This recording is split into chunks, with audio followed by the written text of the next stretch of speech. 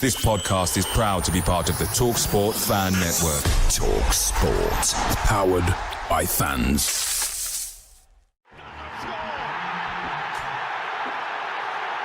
Stars with a save. To the second here. A classic counter-attack and Gibbs White puts Nottingham Forest 2 ahead. Here's Wood. 1-0 Forest.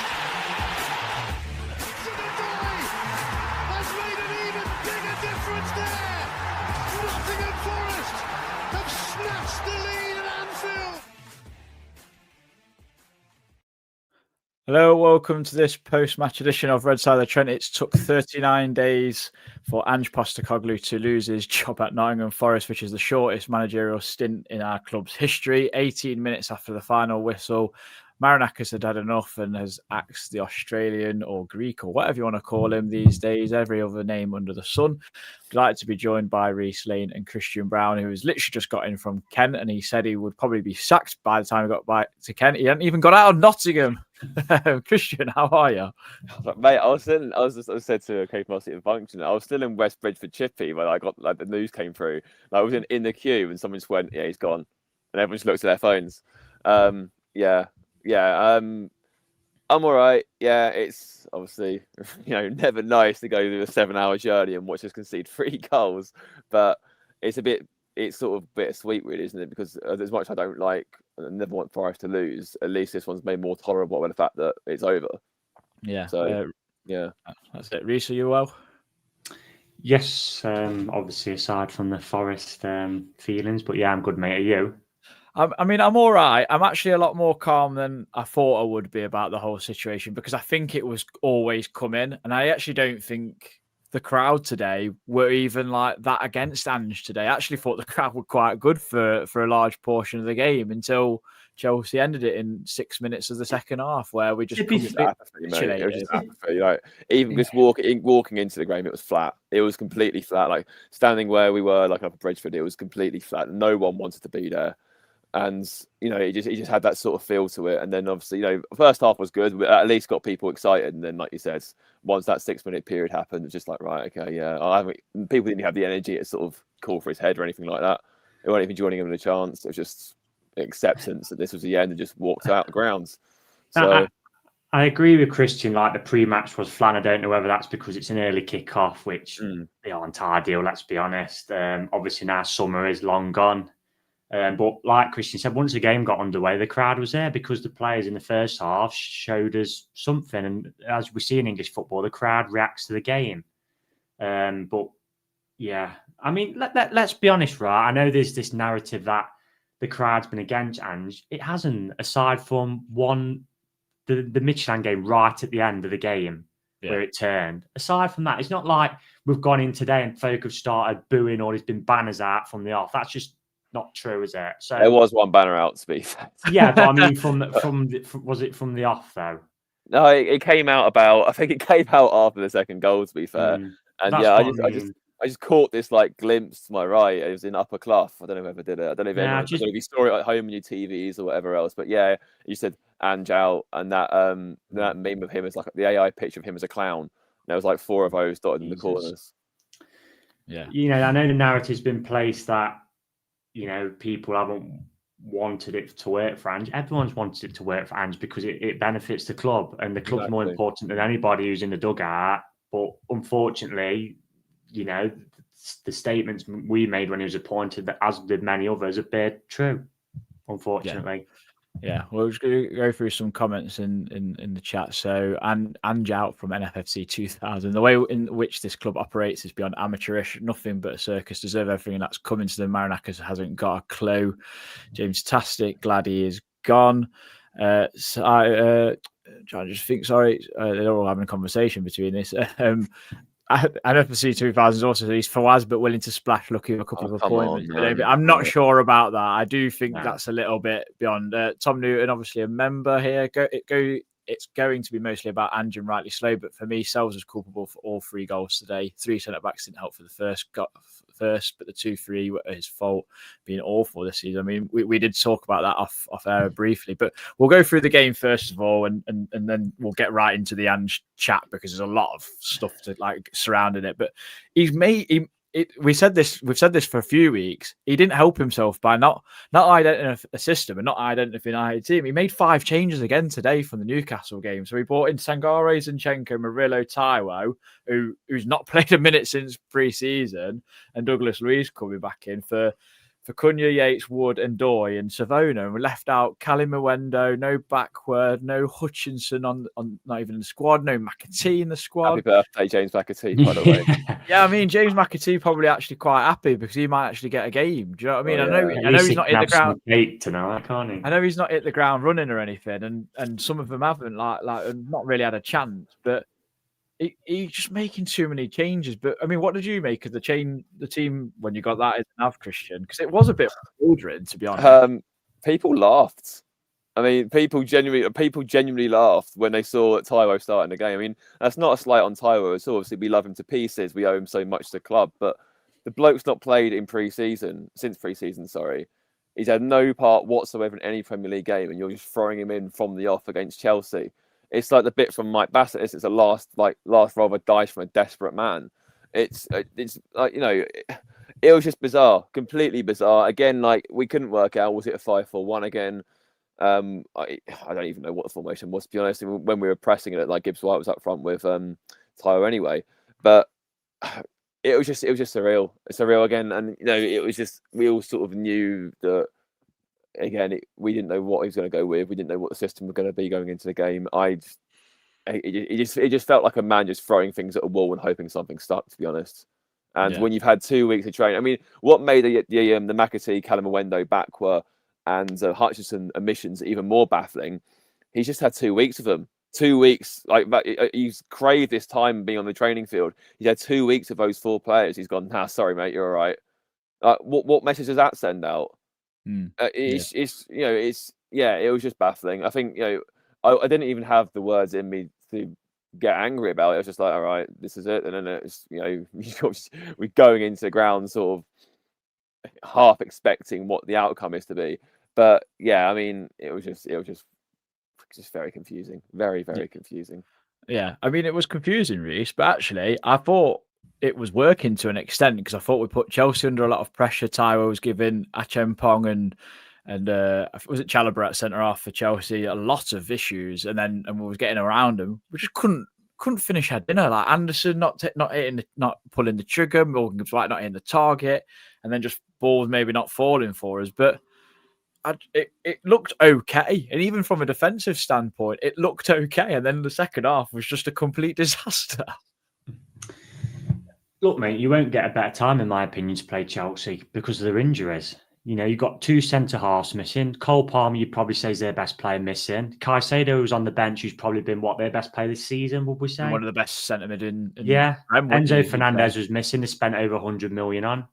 I think there's one more. I mean, like I said on Twitter, they played Garnacho, who's, let's not speak about him, because you may well play with 10 men sometimes when playing with him. So I thought it was a good opportunity, and to be fair, I agree with you. I thought first half we were pretty decent. You know, Taiwo was a nuisance, but unfortunately, he's just so far gone. He's just not going to score goals at this level anymore, because we spoke about this on the pod before. Like, Steve Cooper ran into the ground, and the injuries had just caught up on him, and that was just like Christian said, throwing him in to just make something stick. You know, he needed to go in the summer, really. And I mean, he should really be looking at who is, I guess, with the injury. To bring somebody in who's not played at all season and starting from the off. And then actually, when he has done all right first half, he gets brought off at half time. Whilst we've signed a striker for 25 million from France who's not started a game yet, who's meant to be hot property. There's just no cohesive thinking, mate, across the whole club at the minute. And that goes from the manager, the owner, and whoever else is behind the scenes. But yeah, we was decent first half, but in that moment, you have to take your chances, and we didn't. Yeah, 100%. You know, Gibbs White, the first one, has to hit the target. He's I know it's from the edges, but he's clean for on goal. Yeah, time. He might, and you look at it and think, oh, it's just wide, but he's got to at least make Sanchez make a save there. You know, the Taiwo one where he just rolled it to the keeper, and then the Elliot Anderson one, mate, as well. He's got to put his foot through it. Put your foot. I know he's trying to get it onto his right foot, but just put your foot through it. He can hit a ball with his left foot, can't he? Surely, we're talking about £100 million footballer, we reckon here. And then what was the other one? And then the Douglas Luiz header, he just overcooked the header. And to be fair, Gibbs White, it was acrobatic. That was harder, but yeah, chances just went amiss, and you just knew, mate, it was going to be similar to the Newcastle game at half-time, where I just knew they wasn't going to come out second half as bad. I expected Caicedo to come on, which he did. They chucked that young lad on. Is it Mark, like Gooey, his name is, from Barca. Obviously, Garnacho got dragged off because he's put in, and they brought on Gittins, who's another up-and-coming winger who they spent a lot of money on. So I just knew there just wasn't going to be that bad second half, and within 5 minutes, they've just gone up a gear and they've killed the game. And you just knew once we went behind, you knew that was it. Yeah. You just knew. I mean, we've got to talk about. I mean, TC's put this, and I mean, this says it all really. 18 goals conceded under Ange, 13 are from set pieces. Chaos. The drop off from last season is insane. Blame players for missing chances, but the hell is going on in training sessions? I mean, that will hopefully get addressed now with someone new at the helm. We'll see. But I mean, Christian, we spoke a little bit off air, but like Matt Sells has been in horrendous form, and I mean bad, because that second goal is in the middle of the goal. Yes, it's been rolled. Yes, there might be bodies, but it's in the middle of the goal and he's palmed it into the corner. And then the third, he's trying to punch and he's got nowhere near it. Like I hate goalkeepers that punch at the best of times, but if you're going to do that, like take everyone. That's my kind of 2 cents on it. I just think that's one of his weakest parts of his game, but he is in bad form in terms of some things he's doing. Like even kicking the ball, I think sometimes it's a bit hit and miss. Yeah, I mean, he put us under pressure a few times today with like loose kicks out from the back, especially in the first half. Was that pass to Zinchenko? He sold him. Exactly. Sold him a grenade. I mean, I agree with what Reece said about the first half. He's touched on that very quickly before we've gone ourselves. I mean, you could see it that Chelsea's passing was so much more tighter when Caicedo came on. All those loose passes that we were like intercepting and making things happen from just stopped completely in the second half because they had someone actually there to control the ball. It made such a big difference. We didn't really know how to deal with that. But yeah, also going back to TC's point as well that you just put on the screen about the set pieces. On the one hand, and this is coming from me as well, I do have an element of sympathy for Ange today because from an attacking sense, there's not much more he could have done. He's, he can't physically put the ball in the back of the net for the players. That's, he's done. All he can do is work from the coaching or training field and get them into those positions and whatever else. And they have done that. They just haven't delivered. The flip side of the coin is that he very clearly is far too arrogant to deem set piece training worthy of his time because it's just farcical. I said before the third goal went in, I said, well, Dad, this is going to be 3-0. Like, you just knew it. I didn't expect it to be in the manner it came from because that is absolutely shambolic goalkeeping from Matt Sells. He was the best one. He was the best goalkeeper in the league last season. I fully believe that. He fully deserved his Lev Yashin nomination, the Ballon d'Or awards, whatever else. He's been a total liability this last month. Total liability. And, you look at the second goal, it goes straight through him. The goal at Sunderland went straight through him. The third goal from Midtjylland went straight through him. And the corner, what's he doing? He just punches it straight to Reece James. Easiest goal scores in his whole career. I mean, it kind of reminds me of when we had the year we went up with Cooper, where Samba was in atrocious form, and everyone was like, "Okay, maybe we should see what Horvath's like then." And then obviously we did, and he got him the sack. I got Hugh in the sack, but I honestly don't think we're that far off that point now. I also obviously what Reece was saying off air was that given the Ange system, it's maybe not. You can't criticise a goalkeeper too much because they aren't as well protected as they were before. But equally, these are elementary mistakes. These aren't, these are something I would expect a goalkeeper to make 10 times out of 10. He's just letting them go straight through him. I honestly would seriously consider dropping him. That's how bad he's been recently. And today was epitomised that. And I never thought I'd be saying that about Matt Sells, especially after the way he performed last season. It's incredibly concerning. Yeah. I mean, another player that's in very dire form, and it's someone that we do appreciate and do like at our football club, and that's Morgan Gibbs-White. I think he's been. Oh God, he was shocking today. I mean, Reece, I think the amount of times he gave the ball away today, I was just and I thought second half, I actually thought he went hiding a little bit, because the thing is, like, when the chips are down, sometimes I look at players like Anderson or Murillo, and they still want to get on the ball and still try and make things happen. Morgan, I don't know if he needs a bit out of the team, or we're just trying to play him through this bad patch, because you hear about managers saying about that for certain players, you need to play through the bad form almost. But I do think the summer, whatever you want to have your opinion on that, I do think the actual inclusion of Elliot Anderson in the England team has actually affected him as well. That's a weird thing to say, but almost might be a little bit of jealousy there. I don't know. I don't know if he's trying too hard.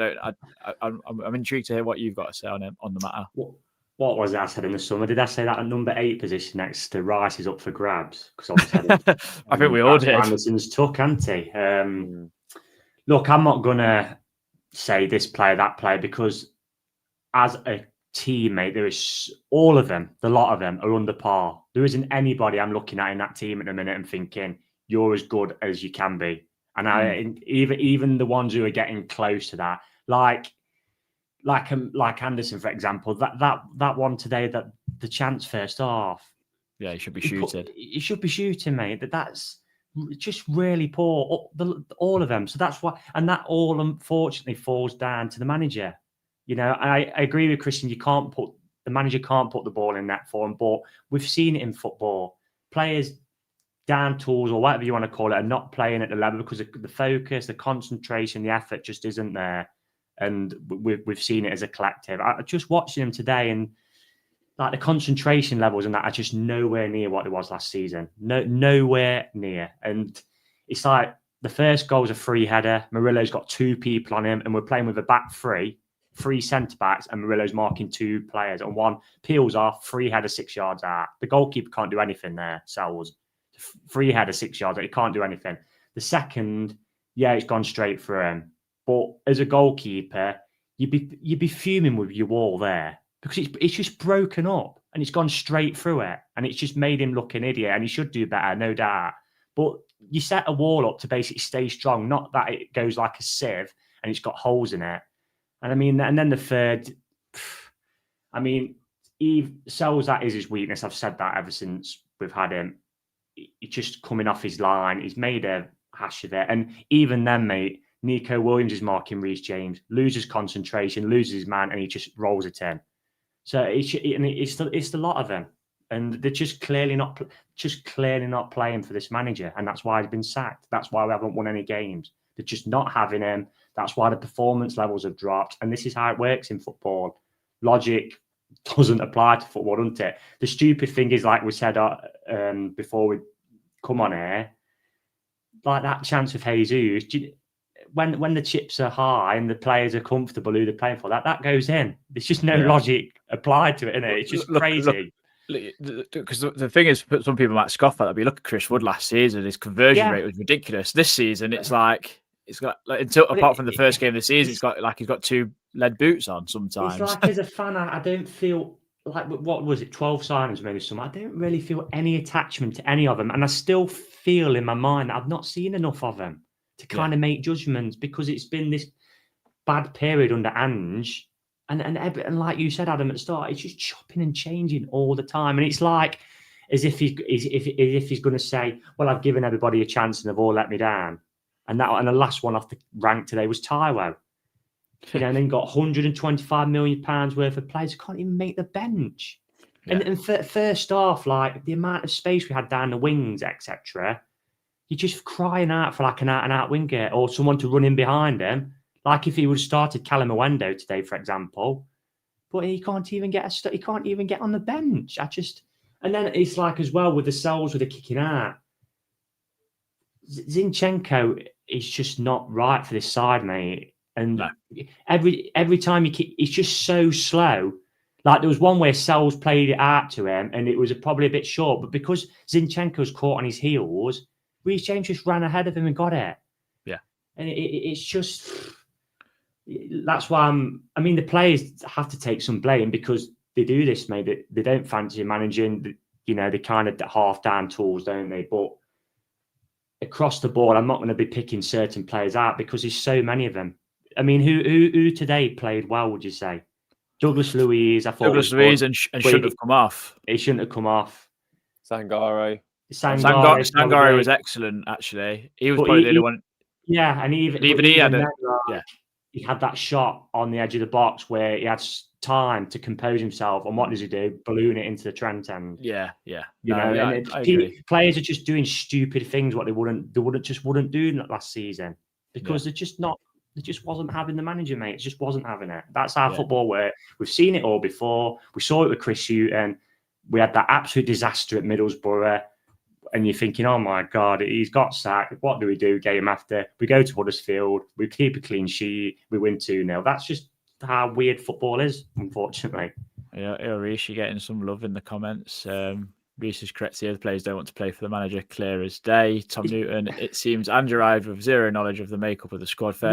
Prepared to. But that's arrogance on his part. He played us twice last season. It was just. It's not like we're an unknown quantity. He's just dumped into. He knew exactly what he'd be taking on. It just was not. It was just never ever a Forest manager from day one. It was all about Ange in the press conferences, and I've seen like fans compare him to like Cloughy, saying, "Oh, he had arrogance and that." But listen to some of Brian Clough's most famous statements. It's, we've got a little fat guy on the wing. It's football is for everybody. He's talking about us as a collective. Yeah. Ange's never done that. It's all about, I've won a Europa League. I'm up for a fight. He's never even tried to engage with the fans. It's just been a strange, weird appointment. And unfortunately, and Ange is partly to blame, but the owner has to take the blame, mate, because he appointed him. We all said as fans it wouldn't work. And it's proved to be, it's been 8 games and it's been a disaster. And he'll go down in the Gary Megson category of worst. No, but he's worse than Megson. I'm generally being serious. He is worse than Megson. At least Megson won a game of football. Like, you know, when Megson was parachuted in February 2005, we mostly accepted, like, okay, this is a pretty tough order for you to keep Forest in the league. So, you know, these 3 months or so, you've kind of, it's win some, lose some sort of thing. We aren't going to be judged too much on that. It was a season after that sort of cemented Megson's status our worst. Well, up until today, the Wokins and the Chesters. Yeah, our worst manager. But given what was at Ange's disposal, given what where we were as a club, we're 7th in the league last year, for God's sake. There's a reason. FA Cup semi-finalist, 7th in the league, and he's got a good squad at his disposal. And you've not won one single game of football when you've had a Championship side, Midgetlands, and 2 newly promoted teams in that run. He's the worst in the history. There's no doubt about it.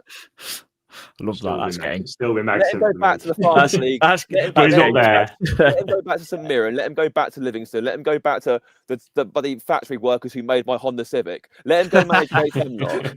That's the only people with a band. Like, look at Celtic, for example. Celtic, given the wealth disparity in the Scottish League, they could be 2-0 down with 20 minutes to go, and you still fancy them to get a result just because of what they've got at their disposal against everyone in that league, even Rangers.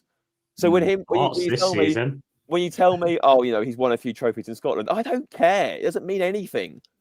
He's got 1 trophy of note on his record. That's Europa League. And, like I said to you before, Di Matteo won the Champions League. Will we have him as Forest manager? Absolutely not. TC is asking if we're going to if we've covered Mancini, so maybe arrived a bit late. We will cover Mancini, don't worry. But just an absolute catastrophe. But one man we are missing is this man. It's Olorina. It's a Ribena. It's him on a Ribena bottle. So we've got a new sponsor in Trent Side Threads. If you are interested in getting some new T-shirts and stuff, we've got a code there. It's trentsidethreads.co.uk.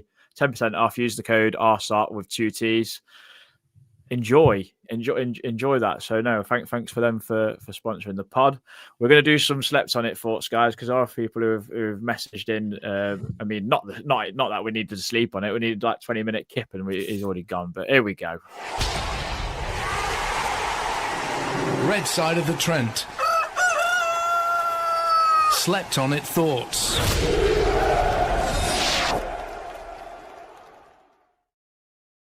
These are going to have a bit probably out of context, if depending on when they got sent in, because obviously Ange got sacked immediately after. So James Tickin, who's in the chat, I believe. So the sooner Ange's gone, the better. We had a good first half, the complete capitulation in the second. Basically showed how weak we are.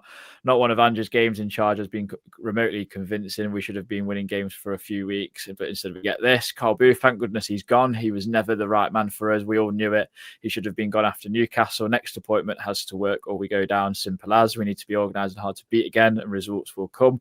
D. Warden, inevitable result, need to be clinical in front of goal at this level. Effort there, but no plan or system. Ange gone, no shock, but big appointment will shape rest of the system.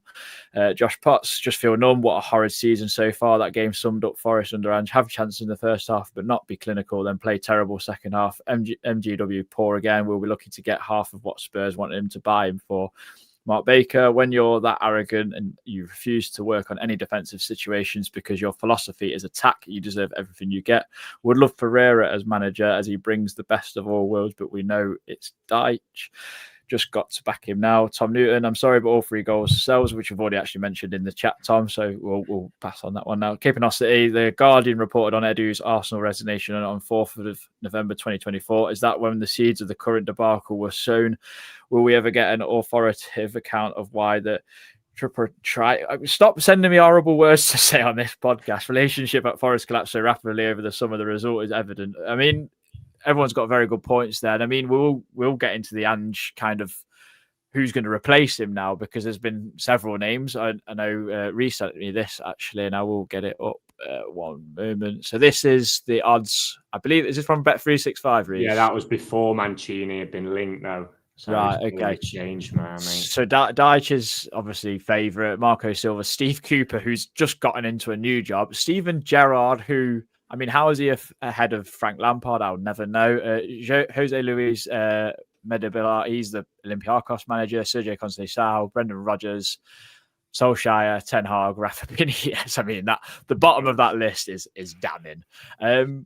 Christian, I'll start with yourself. I mean, I know you went on TalkSPORT and I think they asked you about Deitch, didn't they? I believe. I'm pretty sure they said. Well, I mean, what's your thoughts on that for here? I mean, it's not really that point of the season for Deitch, but then again, I don't ever think he's had a team where he's got this kind of quality. He's always gone in like Burnley didn't spend any money.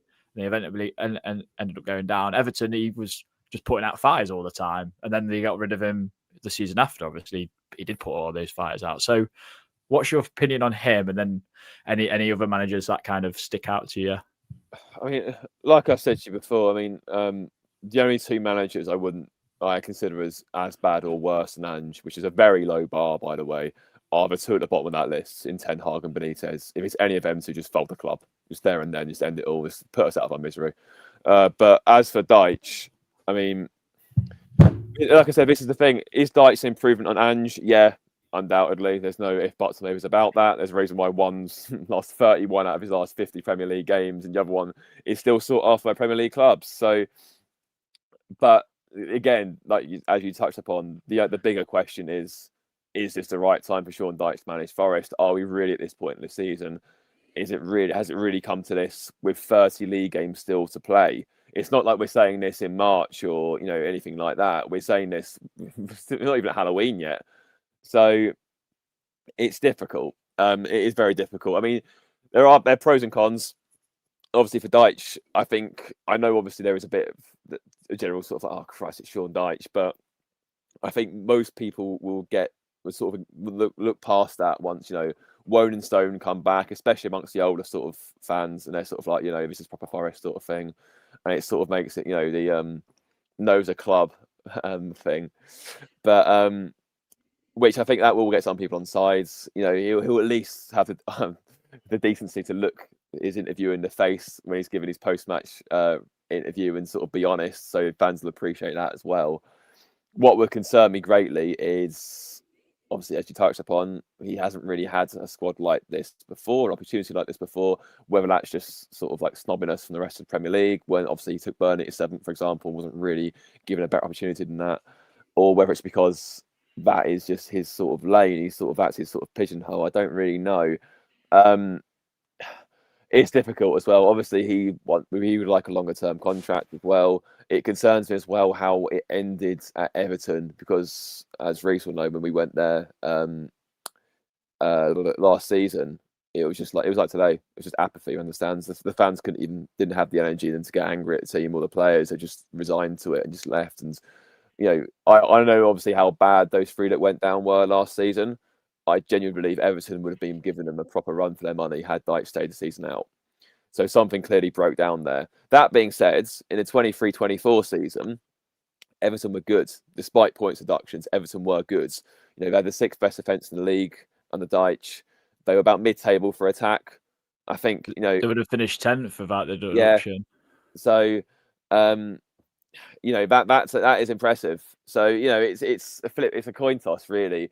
I don't know. I mean, if he got the job, I support him. Fine. I just can't help thinking it's sort of a short-term appointment or maybe a longer-term contract. And I don't know. I don't know if Marinakis, it will sit right at Marinakis, especially when Silva's out of contract in the summer.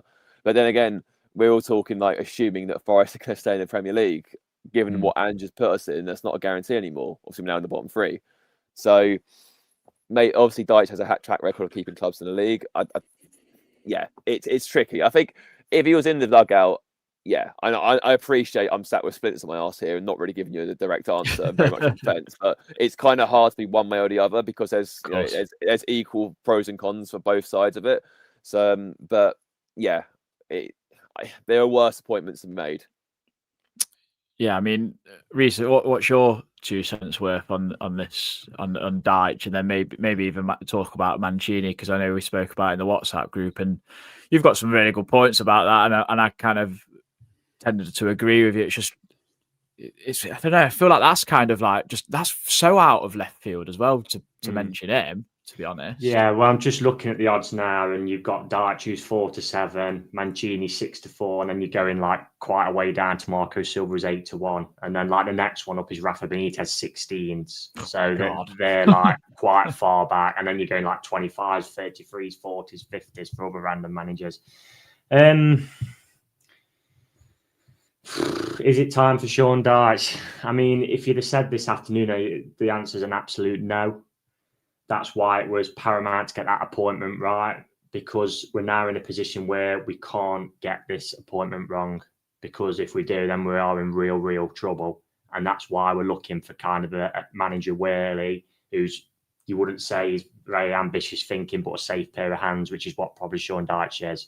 Now, again, he'll dispute that he's this defensive manager, and he's never really had the squad / the club behind him, really, especially with Everton, who were a mess at the time, weren't they? Point deductions and Mashiri running the ship. I mean, Mancini, to me, is very odd.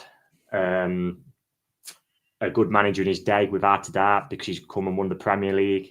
But that was, 2011 maybe, City, Aguero, around that time. Yeah, something like that. He's not managed club football for 7-8 years. His last spell was a manager at Zenit St. Petersburg. He's then obviously gone into Italy, won the Euros, which, in my opinion, should have been won by England. But that still gets to you, doesn't it? Till the day I die, mate, if England don't win anything. He's then obviously tossed off his own national team and gone to chase the money and manage Saudi Arabia. And then he's got sacked from that because I don't think they beat Indonesia and Bahrain in qualifying, powerhouse nations. So to me, mate, he was a good manager in his day, no denying that, but he's probably just on the decline, and he's not managed in club football for so long. And it's like we're talking like a Martin O'Neill kind of appointment, aren't we? Where he was good once upon a time, yeah. But, and I know fans will say, we won the Euros with Italy in 2021, but international football is so much different to club football. So I personally feel that's a bit of a non-starter, to be honest. I actually think it will be Dyche. The problem is we aren't going to get Dyche till the end of the season because he isn't going to come into the end of the season. As much as we'd like that as fans, you might get him where he might come into the end of the season with the option of extension at the best. But what does that say to the players as well? This bloke's coming in till the end of the season, but he's going at the end of the season because we don't want to pay £8 million for the manager we do want because he's free in the summer. I mean, what kind of planning and thinking is that? Because Marinakis' appointment of Ange has probably wasted half that money of, because he's had to sack Ange and pay his coaching staff off on 18 months contracts. So the guy who put it at the bottom, sorry, I can't remember your name, whoever it was, but he's right. There's just the joint up thinking is not there at the club at the minute across the board.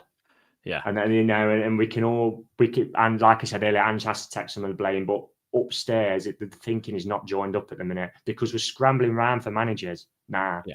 And I mean, it's just not good enough. It's not fair for the fans. Like we've said countless times, we've been out of Europe for 30 years, and it's getting to a point where like fans are thinking about sacking Europa League off. It's crazy, mate. You look at all these years we've waited. All these years we've waited to get into Europe, and we're thinking about sacking it off because the thinking at the club has just not been joined up, and we're in this situation. Yeah. It's a mess. It's an absolute mess. And unfortunately, Marinakis, fair play to him, he's owned up to his mistake. But what has happened so far is his own making, because he made the appointment of Ange, he appointed Edu, who's done nothing for the club so far apart from, it seems, fallout with him and Nuno. So it's just not good, mate. And now we're scrambling around for managers, asking every Tom, Dick or Harry who's out of work, it seems. There was an Italian journalist said we'd asked about Spalletti was another one. And a complete combustible character. Yeah. I'm surprised Terzic isn't on that list, who was manager at Dortmund. He still might be, yeah. Honestly, it's like, it'll be like the transfer window. We know how obviously Forest have been used repeatedly by agents to sort of like draw up interest. It'll be exactly the same now, because any manager now will be all calling their agent saying, right, get me in that frame for that job. And if I won't get the Forest job, at least other clubs will know I'm around. I'd be very surprised if it isn't Deitch. And the only way I think that doesn't happen is some way we decide to turn around and pay the compensation for Silva. But I just don't think we'll do it. No, just from what you said, just for that reason about Deitch and how it looks to the players saying, yeah, we don't actually want him beyond this season, but I think according to Telegraph, Mancini would apparently take a shorter term contract. Okay, so you could be ending up seeing him with a red and white scarf in dugout pretty soon. I think it's just really, one of them, though, mate. Isn't it? It's I know. I'm not saying Sean Dyche's ideal because he's far from it, but it just seems a safer, and it's crazy because I'm comparing him to a Premier League winner here. But like I say, Mancini's not been involved in club football for 8 years. It gives me Stuart Pearce vibes, I won't lie. Pearce had managed at club level for 7 years and very quickly. It's a real risk, isn't it? Yeah. It's like appointing Gareth Southgate would be another one. He's not managing club football for so long. It's like he's even longer, isn't he? We can't afford to go to, and I know, like you say, Christian, we're not so many games in, but because we could have done it after Nuno, without a doubt. We have done, and it's not worked. That was the point where you think, well, we fancy this manager on the continent, or we fancy him, let's get him in, like Bournemouth did with Viola, give him a pre-season. It's not worked for 10 games, but we're going to stick with him. Now look at him. But we've missed that opportunity, and that unfortunately has to go to is the owners to blame on that. Unfortunately, now we just need a safe pair of hands, mate, because we've got to realise as well, we've not won in 10 games. We've not won since opening day. Yeah. It can't. And do you reckon? I'm not being funny, but if Pep Guardiola was in a dugout, Bournemouth away, with our record, and they're flying at the minute. Bournemouth are a very good side, very good manager. Do you sense us going to there and getting anything? You're probably just going to have to go there and try and shut up shop, aren't you? And nick a point. Do you know what the thing is? We've got it. Do you look at Bournemouth? They lost 4 of the back 5. And it's just been seamless still because Iraola's a good manager, and I think you look at other clubs. I mean, we all banged on about the Brighton model, but they got rid of Graham Potter, got De Zerbi, and they got rid of De Zerbi, they got Hertzler in. Yeah. You look at other teams. Bournemouth obviously has done the same with who they've had. I just think it doesn't seem like there's no future proofing in this team. And I mean, so Tom's come up with this, but it's okay accepting responsibility for his mistake, but again, lack of planning to not have a manager in place. Wasn't Edu remit in the last 2 weeks? I don't know what Edu's job is at Forest, to be honest. No, I don't, but it just seems like there's been a lot of talk about him and his appointment and how much trouble's seem to have happened behind the scenes. And obviously, losing Ross Wilson must be a detriment to how the cogs work at the club, because it seemed like he was doing quite a lot of things in terms of day-to-day running of it or whatever. I don't exactly know. There's obviously a number of people there behind the scenes, but I mean, Dyche is the only thing that would, it seems logical because of what you've just said, Reece, about stability, everything else. The connection to Nottingham would kind of probably give him a little bit more pep in his step. It's still far from ideal, mate, as well, isn't it? Of course. But we're at that stage, really. Because, like I said, we just can't get it right. And to be honest as well, I'm just thinking about Thursday night. I want to be going to the game on Thursday, forgetting that Michelin really ever happened. And that's our first Europa League game at home, and thinking, right, a big club in Porto are coming to town. But, they're against a Premier League side who've spent a lot of money. I want us to see us take them down on the home turf, thinking, these have won the European Cup. I think it was 2003. They're a big club, Porto. With the right person in the dugout who'll give everybody a boost on Thursday, the crowd will be up. We can do that without a doubt in my mind. Yeah. I mean, the thing is as well, go on, Christian. And you'll see the upturn in the players straight away. I'm just looking at Mancini's record and who he's managed. It's actually he's quite impressive. I'll give him that. His lowest win percentage is at Fiorentina, and that was 28%, which is bad. But he obviously won a cup. That was his first managerial job, and he still won a cup there. So obviously after that, he's managed nearly 300 games for Inter, which you don't do that if you're a mug. One stuff of Galatasaray, one stuff of obviously City, as we know, one stuff of Inter, obviously one stuff of Italy, as we alluded to earlier. I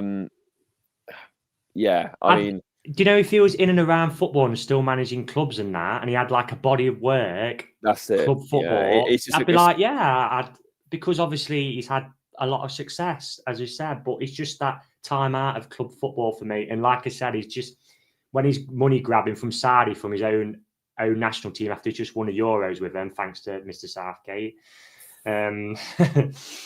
That's another conversation. And then he's off to Saudi Arabia to manage their national team, and then he's been booted out the door there. It just screams to me as a manager who's kind of had his day. Well, I don't Joe, the funny thing is, I don't even really remember what the sort of football he played at City. I've just completely blanked out. It was quite a while ago.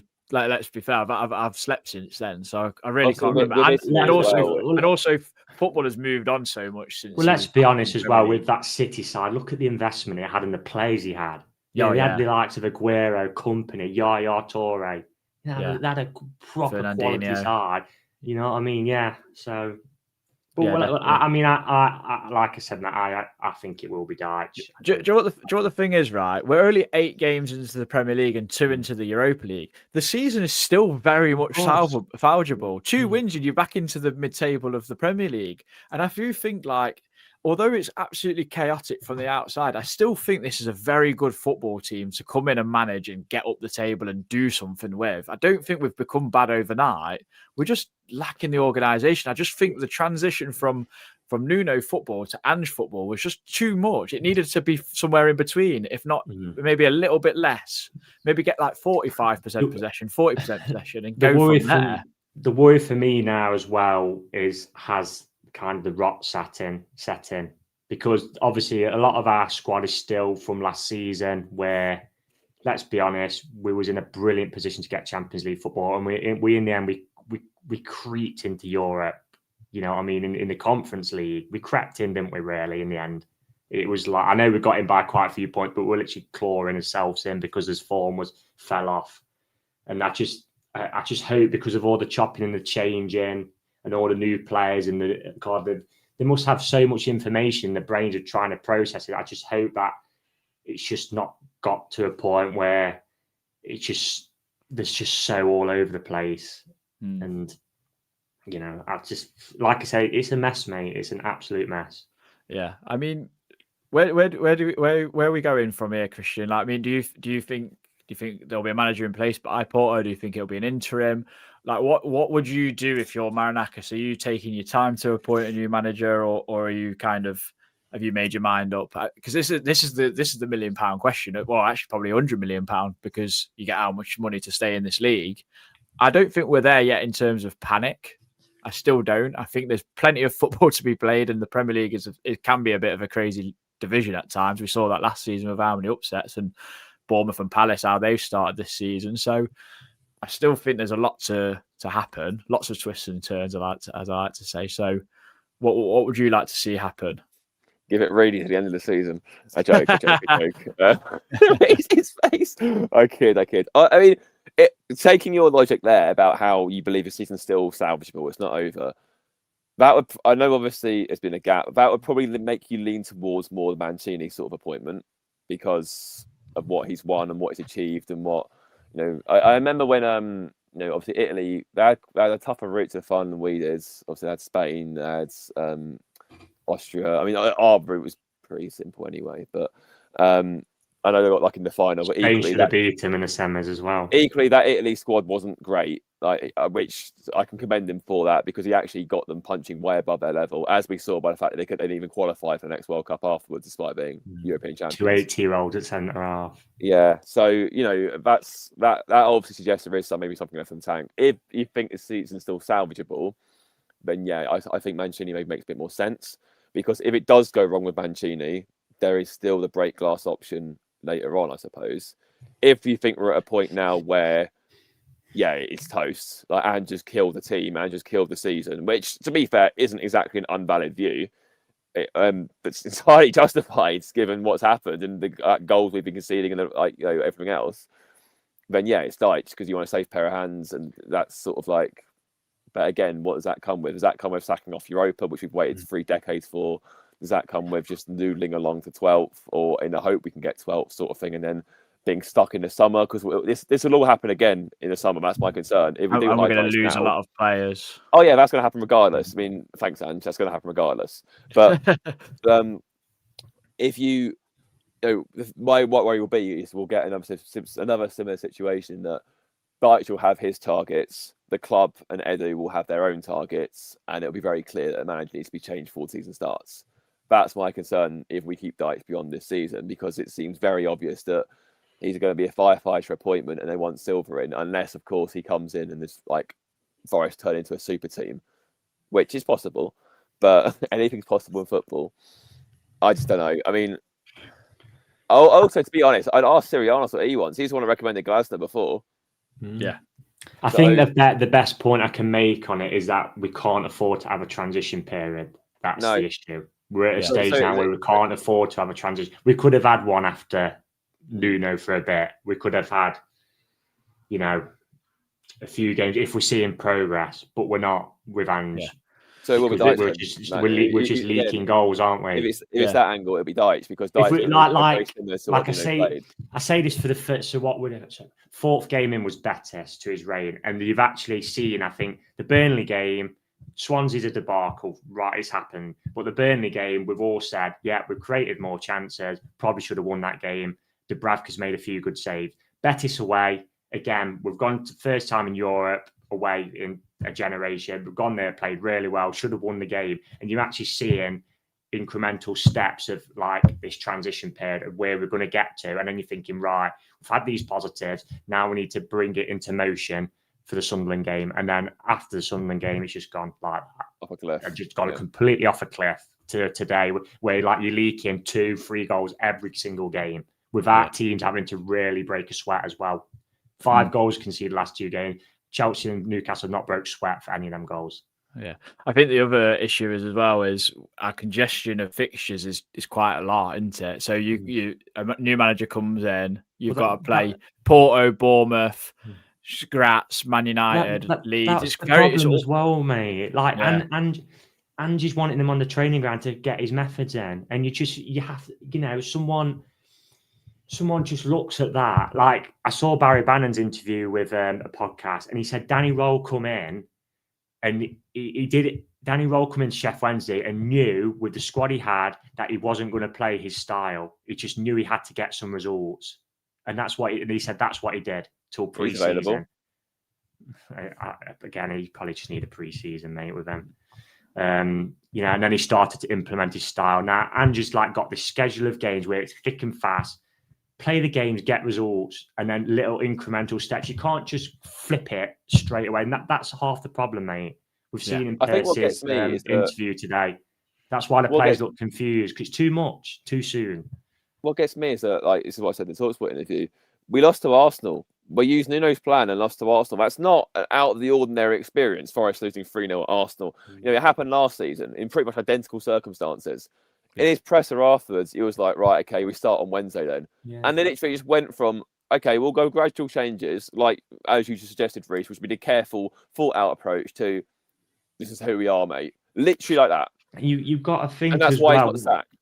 You've got to think as well, Ange ball, if a lot of it's high intensity. If we're playing games regularly every 2 or 3 days, the players are going to be, they need rest more, something that's Clough used to say. Rest is better. So let the body recover, because it's high intensity games, especially in like the Europa League and at the heat in Betis, etc. You just need that rest. You can't be playing games and thinking, oh God, we've got a real tough training session because we've got to get all his methods across. It's just that it just hasn't worked at all. It's just been a disaster. Yeah, absolutely. I mean, I'd like us to try and be positive, but it's really hard because we don't know what direction the club's going in. We don't know what's going to happen. They don't know what direction to go in. No, that's why they're scouting all these managers. And that's what the biggest alarm bells are for me, Reece. It's just quite worrying that we've appointed this bloke who's meant to be like our global head of football or the Marinakis Empire, and it just seems like it's been I don't know, it's just like a big PR stunt almost. I just don't really get it. I don't understand what it wasn't broken before, so why did we need to fix it? Like, it just didn't make sense to me. So I'm intrigued to see where it's going to go. I think we're all eagerly waiting for any news, because we know what Forest is like. They just spring it whenever they want and everything else. I mean, I'd be amazed if they want someone in the dugout by Thursday. Yeah, I'd be vastly surprised. We'll probably find out tomorrow or Monday, I reckon. And then I'll have a day's training on Tuesday, maybe Wednesday. I mean, and again, this is just the thinking, is it? We've given a manager another 2 weeks with half the squad, and then we've sacked him on the first game. We all said it on the pod. It stunk of Chris Hughton. Borough and Cardiff gave him another 2 games. He didn't need them 2 games. And again, that's just poor from the ownership. Yeah. Why are we giving him the international break? Why not get because it clearly felt it isn't working because of signing out other candidates. You gave him one last chance. Now you've wasted 2 weeks when another manager could have come in, gone back to basics, get the play, just organise again. It's just dreadful thinking across the board, and like the managers, we're just going round asking who's available. No joint up thinking. It's shocking from a Premier It's like League walking club. around Rock City like 3 a.m. on desperate attempt to sort of have a successful night. That's why. That's the net. One will bite. Yeah, one will do. That's what it's like. It's should we put our name in the hat as we could be a triple management team? Get Tom Headed as well for good measure. Like Charlie McParland and Charlie Barlow. They were good, mate. They were good. Very good. After that debacle, but obviously, I think just agreeing with Reece there as well. What's more frustrating is Chelsea were there to be got out today, mate. Like, Chelsea were properly there to be got. They had no midfields. They had no centre backs. Like, it's like I can't remember one of you two said, like, it was like watching Mills and Manchin again. Like, they weren't particularly great, those centre halves, and we let them off the hook. They was terrified of Taiwo, and Taiwo was like half fit. He could only play 45 minutes. Like, I don't understand the concept of wasting 2 weeks, then sack him within 20 minutes of the full-time whistle. It's just like, it's nonsense. And he'd been sacked when that second goal went in, and yeah, the image on the paperwork. Absolutely, yeah. Like, don't be wrong, we all owe Marinakis a hell of a lot, and obviously this is, I'm grateful or anything like that, of course, but this is very much on him. Like, this could have been done so much smoother, so much cleaner. I get, obviously, he wants someone in place beforehand. If you're going to sack him anyway, why give him this game? And I appreciate, even saying, like, as a sort of make or break game, Chelsea at the best of time isn't going to go your way. I get it. It's a matter of how we lost because of the goals and whatever else we conceded. But it just seems, like you said, there's no joined up thinking. Like Adam said, he's obviously said to us before in our group chat, there's no future succession plan for this at all. It's literally like, okay, we're actually being very reactive rather than proactive now. We haven't really got, we haven't got a plan. And that's concerning because every football club should have a plan. immediately should have a plan that they go to, and we just don't seem to have one. Yeah, I mean, that's the worrying thing. But I mean, it's never boring. Like I will say that. I wish it was a little bit boring at times, but this is the football club we've kind of been like thrusted into rather than chose, because you never get to choose your football club unless, like, I don't know, you're American or whatever. And no offense to Americans, but football's not your number one sport, so you do end up choosing a team unless you get some outside influence. So, you know, that this football club's like in our blood, and it's in our DNA almost, and we feel it the most as supporters, because we'll be here before, now, and after any football manager or owner or player or whatever. That's that kind of the be end all of this. So we'll end it kind of here. I don't know if Reece, have you got anything else to add before we leave it? No. Not really. I mean, I could rant and rave all night, but yeah, let's just hope we can, whoever the next manager is through the door, there's an upturn in form, because at the end of the day, I'm relieved Ange is gone, but am I happy he's gone? No, because I wanted him to do well for the club. I support, and at the end of the day, all this, what has happened, just not benefit any fan, has it? And you like today when it went 2-0. You just wanted that. You like a boxer who just wanted to quit. You just wanted to leave because you knew how toxic it was going to get. And you walked away from the stadium today. Actually, I wouldn't say I was angry walking away from the stadium. Just a relief this experiment was over, but just an acceptance of, I knew what was going to happen, really. They go ahead and we have no reply. Yeah. Christian, anything to add before we leave? I mean, the cat probably would be better than Ange, to be fair, going by the comments. We've been here before. We know we've had this. Have we come on? Have we had a third manager in a space of 1.5 months before? No, but I mean, we've been in the mire before. We'll find a way to put ourselves out eventually. Hopefully, it's before the season ends. Look, I'm really looking forward to Thursday. I think that regardless of who's in the dugout for that, the players will have a big lift. It's our toughest home game against a very established European side in Porto. Very much looking forward to their 2,500 fans doing the whole Porto for the whole game underneath us, that iconic chant. It'll get better. It will get better. And we haven't got a circus clown in charge anymore, so it can't get much worse. I mean, I'll be enjoying Thursday. I'm going on Space Mountain at Disneyland Paris because going with the missus and everything. But I'll be watching the game from some sort of Mickey Mouse hotel. I mean, a roller coaster. Yeah, that's it. But no, hopefully Thursday's a spectacle. Hopefully we like Reece says, the players actually just, I don't know, probably end up turning up and end up scoring them sort of chances that we got today. You just football's a funny game like that. But thank you very much that's everyone who's joined us. That's 856 people in here. So that's last time I had 3 managers in a season. O'Driscoll, McLeish, Billy, wasn't it? I think yeah, right. Yeah, that sounds about right. I mean, 2 of them were good managers as well, to be fair. Yeah. But to be fair, McLeish was just Vawaz, wasn't it, with Chris Boyd? George Boyd, sorry. Was it the year we got Warburton in for the first time? I was just Montanier Warburton, wasn't it? It wasn't the first time. They appointed Brazil for a bit, said he was going to go to the end of the season, and then realised we just lost to Burton away and was like, actually, we're in real trouble here. So I remember going to that one. Yeah. So I can't remember that. It was a free kick, Corley Woodrow. Yeah. Went under John Smith. But no, thank you very much for joining us. 850 something people in here.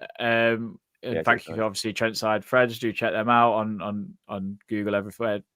Trentsidethreads.co.uk. You can get this All Arena one with the Ribena. There's a few others on there, so do check them out. RSOP for 10% off. But until next time, we'll bring you some Porto pre-match. We've got a Porto fan coming on who's English based but supports Porto as well. Right? Random, like you find these random people to Victor Bayer coming on, I think. No. Ricardo Carvalho. And Quaresma. Yeah, they had a very good team, man. Yeah, they did. Very good. Pereira and Deco. Yeah. That's it. Yeah. Pepe would have been playing. Was Manish there, or was he Benfica? Manish, I think. Can't remember. He was at Chelsea for a bit, wasn't he? He was, yeah. I can't remember. But no, thank you very much for joining us. Until next time, hopefully you enjoy the rest of your weekends. We can all celebrate a little bit with Ange out. So let's do that. But until next time, come on, you Reds.